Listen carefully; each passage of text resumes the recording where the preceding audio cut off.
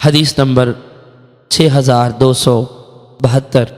حضرت عراج بیان کرتے ہیں کہ میں نے حضرت ابو ہریرہ رضی اللہ عنہ کو فرماتے ہوئے سنا کہ تم یہ گمان کرتے ہو کہ ابو ہریرہ حضور علیہ السلام سے بکثرت احادیث روایت کرتا ہے اور اللہ حساب لینے والا ہے۔ میں ایک مسکین شخص تھا اور پیٹ بھرنے کے بعد رسول اللہ صلی اللہ علیہ وسلم کی خدمت کرتا تھا، اور مہاجرین کو بازار کی خرید و فروخت سے فرصت نہیں تھی، جبکہ انصار اپنے اموال کی حفاظت میں مشغول تھے۔ تو رسول اکرم صلی اللہ علیہ وسلم نے فرمایا، کون ہے جو کپڑا بچھائے؟ پس وہ مجھ سے سنی ہوئی کوئی حدیث کبھی نہیں بھولے گا۔ میں نے اپنا کپڑا بچھا دیا حتیٰ کہ آپ نے اپنی حدیث پوری کر لی، پھر میں نے اس کپڑے کو اپنے ساتھ چمٹا لیا، اس کے بعد آپ سے سنی ہوئی بات کبھی نہیں بھولا۔ حدیث نمبر 6273۔ امام مسلم رحمۃ اللہ علیہ نے اس حدیث کی ایک اور سند بیان کی ہے۔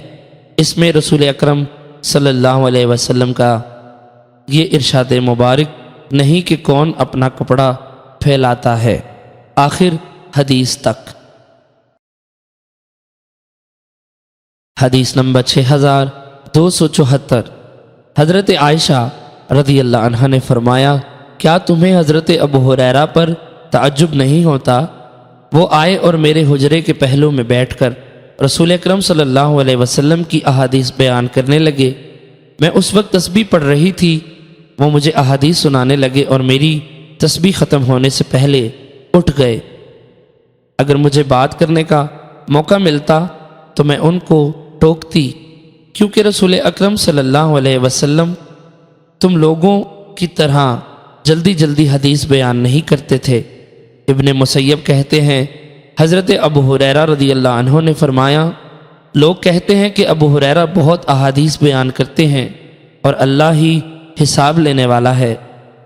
لوگ کہتے ہیں، کیا وجہ ہے کہ مہاجرین و انصار ان کی مثل احادیث بیان نہیں کرتے؟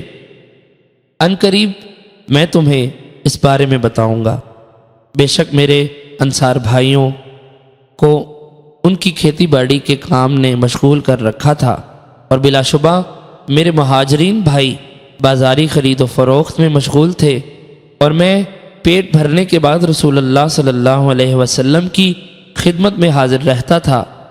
جب یہ لوگ غائب ہوتے تو میں حاضر ہوتا، اور جب یہ بھول جاتے تو میں یاد کرتا۔ اور رسول اکرم صلی اللہ علیہ وسلم نے ایک دن فرمایا، تم میں سے کون اپنا کپڑا بچھا کر میری اس حدیث سے لیتا ہے؟ پھر اس چادر کو سینے سے چمٹائے، وہ جو کچھ سنے گا اسے نہیں بھولے گا۔ بس میں نے اپنے اوپر کی چادر کو بچھا دیا حتیٰ کہ حضور علیہ السلام اپنی حدیث سے فارغ ہو گئے، پھر میں نے اس چادر کو اپنے سینے سے لگا لیا۔ اس کے بعد میں آج تک کوئی حدیث نہیں بھولا جو حضور علیہ السلام نے مجھ سے بیان کی۔